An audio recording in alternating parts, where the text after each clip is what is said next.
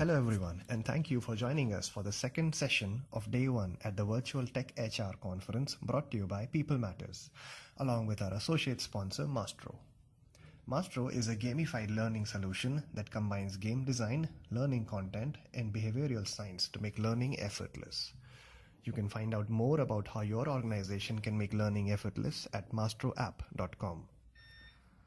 Before we get started, let me give a brief intro to the session and the speakers. In today's world, there is barely enough time to upskill employees. To make things even more challenging, skills required to deliver high performance are continually increasing. This puts organizations under immense pressure to maximize employee productivity. The key here lies in finding a learning solution that is sustainable, scalable, cost-effective, and above all, effortless. In today's session, Karthik Mola, founder of Inspire One Technologies, and Marina Delic, a senior consultant from GI Group, share how organizations leverage digital learning to upskill their workforce. The knowledge and real case examples will help us see how businesses generate value through improved productivity and higher employee engagement. As the founder of Inspire One Technology, Karthik blends in various disciplines, from investment banking to HR and technology, and solves unique business problems by building more effective solutions. With over 200 training and consulting interventions, Marina is accountable for mentoring new GI Group trainers and designing projects containing many different development activities. I'll now pass the session's control to Karthik, who will take us underway, and would request you to please post any questions or comments you have during the session in the comment box on your screen. So Karthik, over to you. Thanks a lot, Nishant, and welcome everybody. Good afternoon. And thank you again for joining us for today's Tech HR virtual sponsored by People Matters. My name is Karthik Mohla from Inspire One Technologies, and I have the privilege of hosting this webinar along with my colleague from GI Group, Marina Delic. Hello, everyone. So before Marina and I sort of dive headfirst on how digital learning can boost productivity, what we'd like to do is share three interesting perspectives just to put digital learning in context.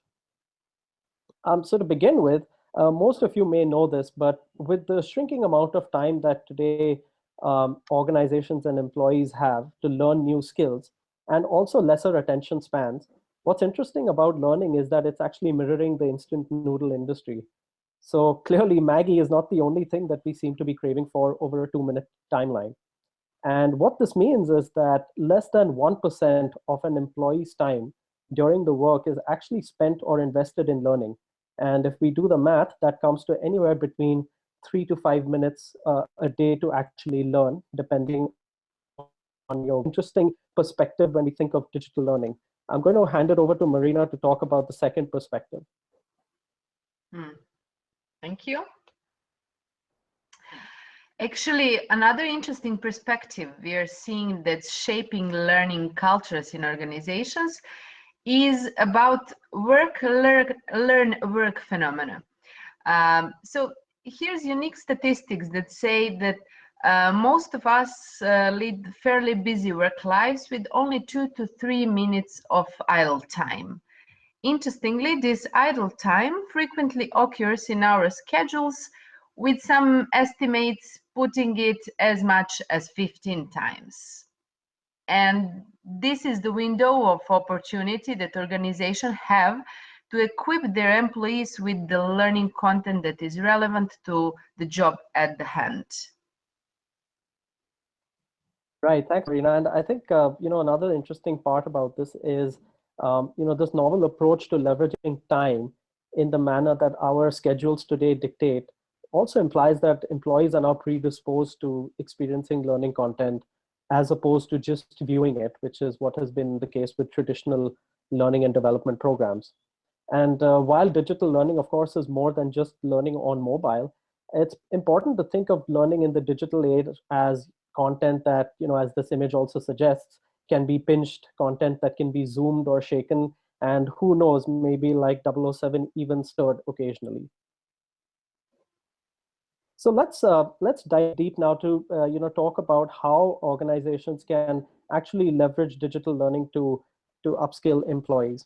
And to begin with, just to put things in context, digital learning, of course, needs to be viewed in a more holistic way than simply thinking about transferring learning content to a device. It also needs to be thought through more than simply transferring data into bite-sized learning. So it has to be about the overall learning experience at a fundamental level, as we've talked about before. And while there are various approaches to achieving this overall learning experience, here's one approach that organizations who partner with us follow. So the first approach, or the first step in the process, is really to have engaging learning content at the core. Now, today, as we all know, content is highly commoditized. But that being said, there's also a huge premium for the learner to get contextualized, personalized, and possibly even interactive learning content. So that's fundamentally the starting point with which we approach organizations when we think about digital learning. The second step of the process, again, just to add to the multidisciplinary approach that organizations that we partner with follow, is to fundamentally alter the learning experience by overlaying the interactive learning content with an addictive game design. Now, game design principles are essentially used to induce a more sustainable learning experience, which is beyond just adding competitiveness through gamification in the form of points or badges or leaderboards. So while those elements are absolutely critical in the process, the core element of engagement through game design is actually brought about to make the whole experience more addictive.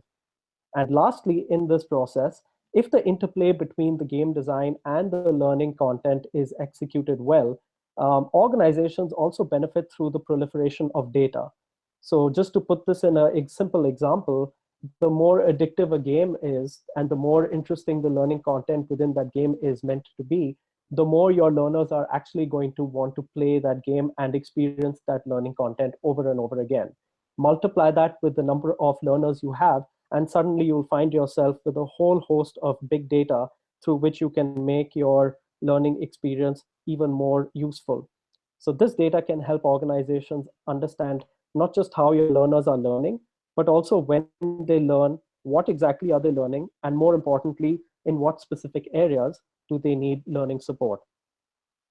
And Marina and I are just going to talk about some examples. So to kickstart some of the examples that we have, one implementation we're working in Asia is with a fairly large bank with 5,000 branch banking employees, where we're looking at upskilling those branch banking employees on critical selling and customer service skills. Now, using the approach that we just talked about, this bank was able to generate as many as 1.5 million data points, which was based on a sustainable learning engagement and interactive learning content.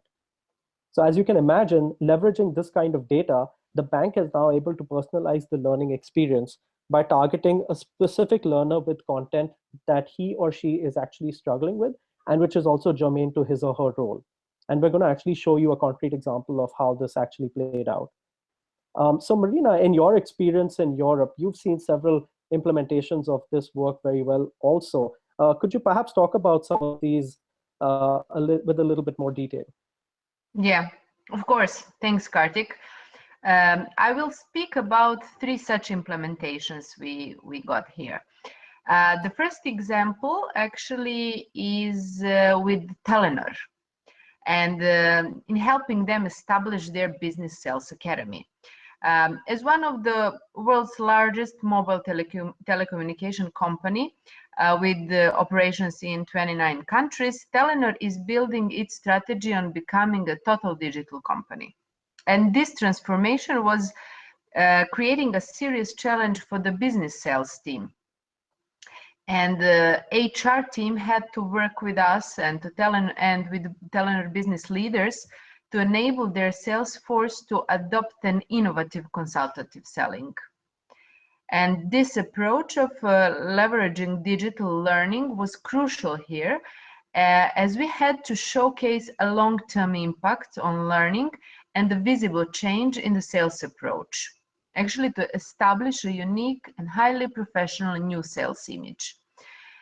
As a 2 years implementation project, This approach of digital learning was blended with traditional learning to create an omni-channel learning experience at Telenor, and we'll talk about some of the results shortly. Another interesting project where we are leveraging this approach for digital learning is with the Strauss Group.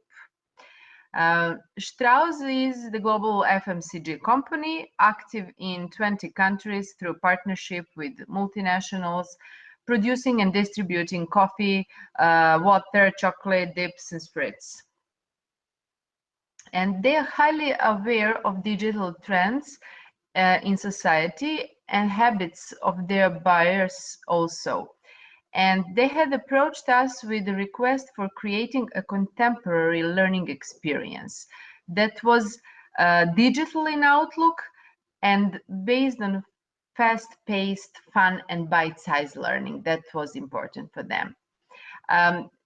Our main goal here was to energize their workforce and to create a contemporary learning experience and atmosphere inside the company.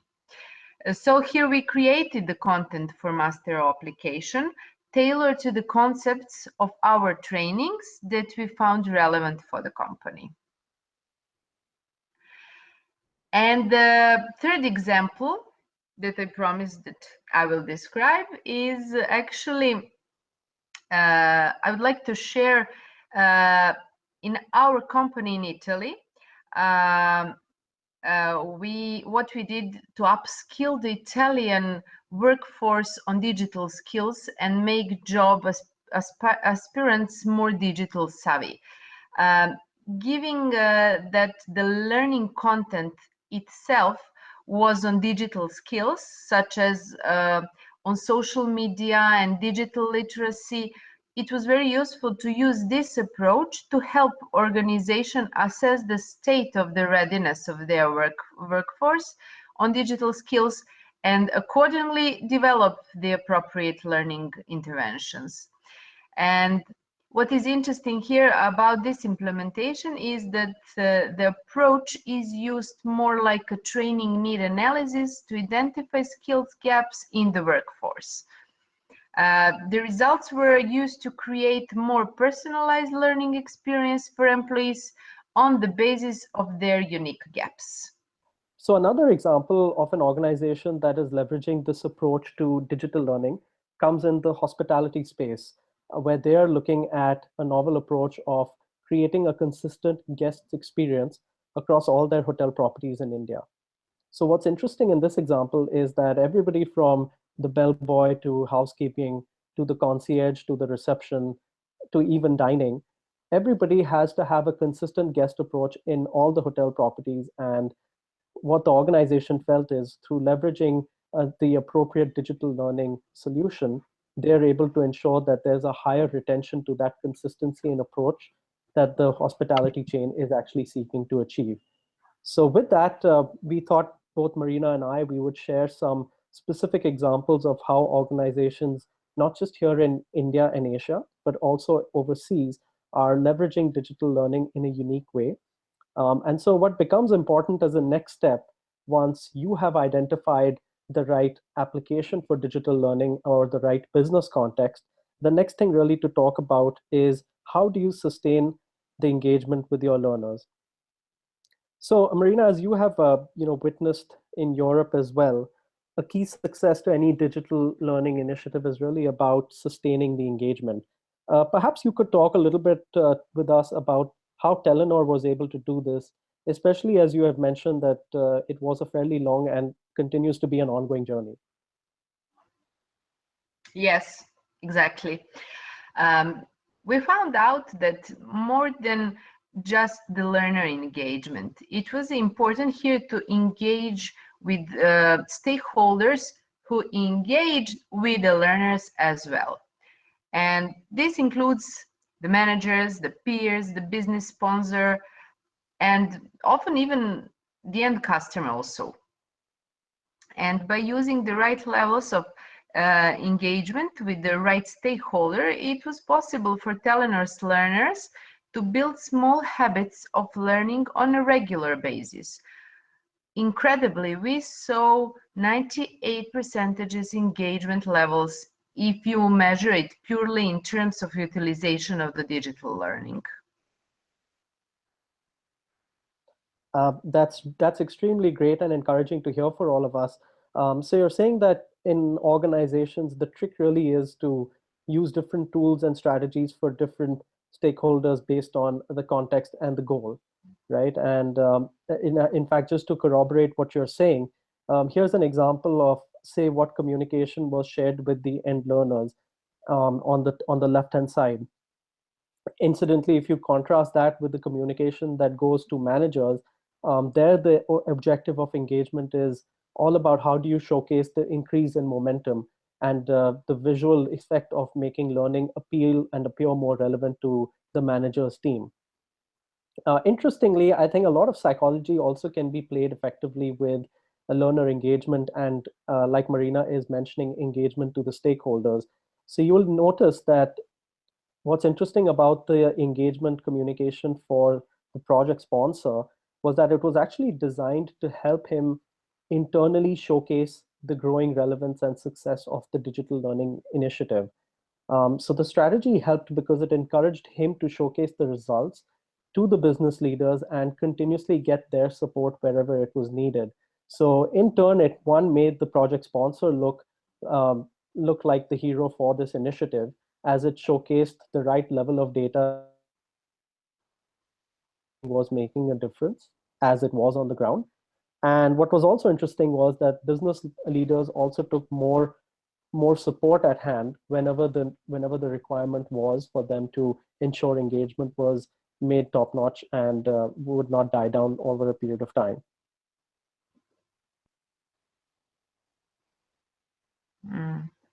Yes.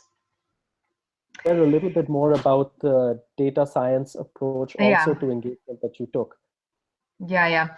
In fact, if you remember the talk about data science, what's extremely important is to leverage that data to know when, what, and why to engage with different stakeholders. For example, in Telenor, in line with what we saw earlier about learning being experienced, like instant noodles, we saw session timelines of 2 to 3 minutes on average. And similarly, if you look at measuring the effects of communication from different stakeholders, it was possible to leverage data to know that a message from a business leader had as much as 7 times more impact than the same message going out from the immediate line manager. And another interesting aspect of leveraging the for engagement was to know when do people learn. And this helps to build just-in-time recognition communication or in sharing updates in the learning content, among other things. We also knew that, of course, salesmen want to spend their time selling, not doing another things. But usually they get distracted from their main job by doing other things, actually. And according to the 2016 sales performance optimization study, they spent 64% of their time on other things. For example, lead generation, research, meetings, administration, traveling, etc. And leveraging digital learning enabled the sales force of Telenor to learn whenever it is needed and adaptable to their daily dynamics, which is actually the best thing what you can offer to the overload salesmen. And their reaction was very positive. They enjoyed the competition, which boosted discussions about the new knowledge in the team. And moreover, they were able, for example, to detect the master of specific skills on their dashboard. And lastly, as a social proof, being able to showcase their certifications to boost their employability on LinkedIn was another major motivator to them and helped them sustain their learning as new learning content was made available. And Marina, speaking of which, there's an interesting statistic which I'm going to borrow from the mobile gaming industry that claims that the number of mobile downloads after a game has launched exponentially reduces over time. In fact, one very popular example of this was Mario Run on the Apple platform when it was released. In as little as 5 days, I think the statistics shares that 40 million downloads of the game took place. But thereafter, over a period of a month, there was just but a fraction of those many downloads that had happened. And I think I think one of the things that we're also seeing is that the same principle also applies to digital learning, where learner engagement needs to be continuously relaunched, so to speak, right? And I think to facilitate that process, organizations like Telenor also launched learning campaigns, as you would know, on a monthly basis to really engage the learner engagement over a period of time and to ensure that that was not unabated in any which way. Am I correct? Yes, exactly. We were able to keep participants constantly active and motivated to learn about the same topics for months in this way.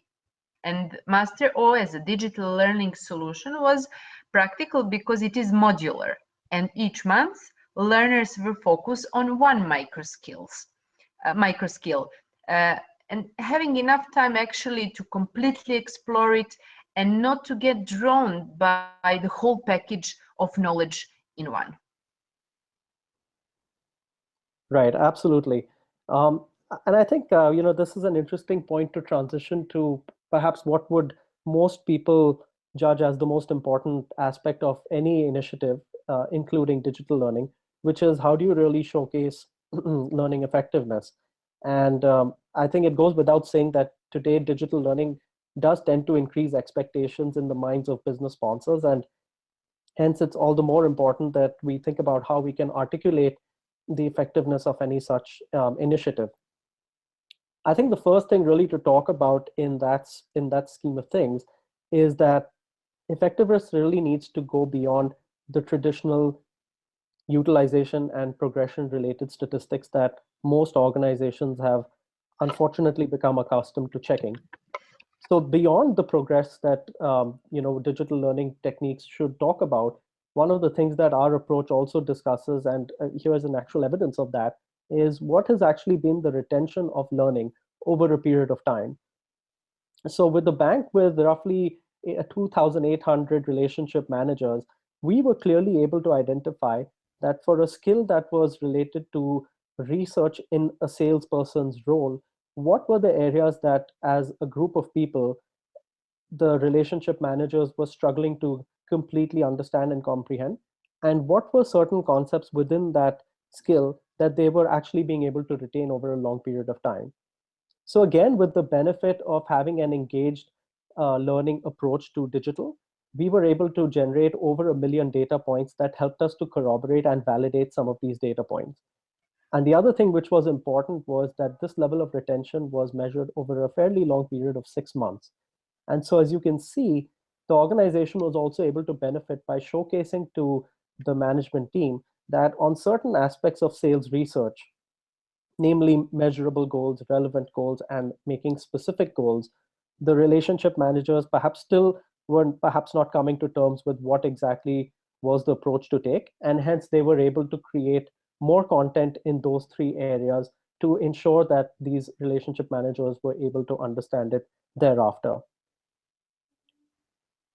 The second thing that we believe is important to showcase effectiveness is this whole aspect of learning agility. So today, as we know, with more skills becoming relevant and more skills becoming redundant, for any employee either entering or applying for a new job at a lateral level, it's extremely critical to unlearn and relearn various skills. This example really showcases for another organization where they had their talent mapped to different regions, how fast were they being able to learn new concepts over a period of time and over how many attempts. So what you can clearly contrast as a group is that the southern region was able to understand and grasp certain concepts or skills almost 3 times faster than their western counterparts. And somehow they were also able to not just complete these challenges and understand the skill, but as a result of that, they were able to become productive at a much faster pace. And this is a very key insight for organizations to draw on because one, it helps them to link this with performance data on the ground. And the second thing that organizations can equally do is also tie this in with their recruitment outcomes, where you're constantly looking for attracting and acquiring faster learners for different job roles. So very important for us to see how learning agility can also be measured and given some analysis in the effectiveness. And last and not by any measure the least is the whole aspect of can we also personalize the learning experience as a result of this engagement and sustained proliferation of data. So here's a very simple example of the work that we're doing with one of the banks, where essentially through personalization, we've been able to ensure that the learning content is essentially being published or broadcasted on almost a 1:1 basis. So if you contrast the experience of learner A with learner B and the percentage of what they have retained over various content related to sales planning, what you'll find is that for learner A, specific concepts like account attractiveness, what's known as the strategic attention tool, and the sales funnel were abysmally low. And these were areas where learner A perhaps needed more content support as opposed to learner B. On the flip side, learner B was having challenges on 3 other areas, which had to do with how do you qualify prospects, how do you actually get to prospecting in the first place, and how do you also build commitments with prospects and your conversation in a sales role. So clearly what we were able to find is that both these learners, while they had the same homogeneous content, they were effectively understanding and learning in their own unique way, which helped us to say what were areas that they were being able to retain and not able to retain. And so, as a next step, we were able to give more content to learner B on aspects like qualifying, prospecting, and committing. And on the other end of the spectrum, learner A was able to get more personalized content on concepts like account attractiveness or sales funnel. So as you can see, digital learning is also about ensuring that each learner gets personalized content so that we are able to equip them and enable them to perform better on the job.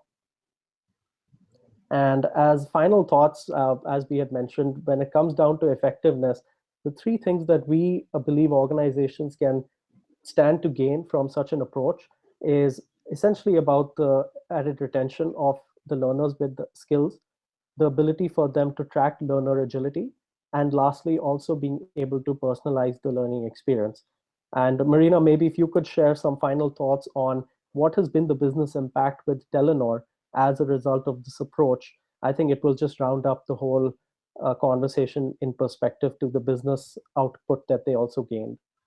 Yes, I'm proud to say that last year, actually, 2016 was the best business year officially in the last a lot of years in Telenor, and their annual satisfaction survey showed that people in business sales team are 13 percentages more satisfied with opportunities for their personal and personal and professional development than they were a year before a project, actually. So we made really 2 big impacts on the satisfaction of the team and on the business results for the company. Fantastic. And I think that's ultimately the starting point that any organization would look at when they initiate a digital learning initiative or any other initiative for that matter. So I think it's very helpful to know in Telenor's digital learning journey that even though it is continual, it is still being able to generate business value in such a period of time, and that they continue to remain invested in this approach.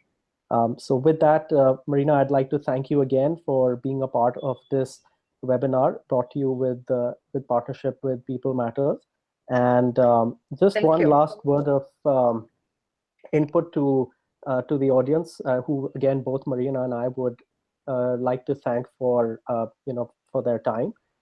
In case you're wondering and wanting to know a little bit more about our digital learning solution, Nishant did mention it up front, but I thought I'll just conclude our session by just quickly giving you a visual on exactly what our learning solution is all about. It's called Mastero, and as the visual suggests, it's a micro-learning gamified solution which combines great learning content, either of the organizations or ones that we have as part of our library, with addictive game design and behavioral and data science to help organizations translate results like the one Marina mentioned for Telenor. And with that, both Marina and I would like to thank you again for viewing this perspective of ours on digital learning, and we would be very happy to field any questions you have going forward. Over to you, Nishant. Thank you, Karthik and Marina, for this wonderful session on using the digital learning to boost workforce productivity. I'm sure our audience must have enjoyed their time and had some crucial takeaways from the knowledge shared. From People Matters, I would like to extend my gratitude to Karthik and Marina again for sharing and taking their time out for this session. And I would also like to thank Mastro for being the partner to Virtual Tech HR. Thank you to all the audience who've joined in for this session, and we look forward to having you in all the other sessions as well. Thank you all, and have a great day ahead.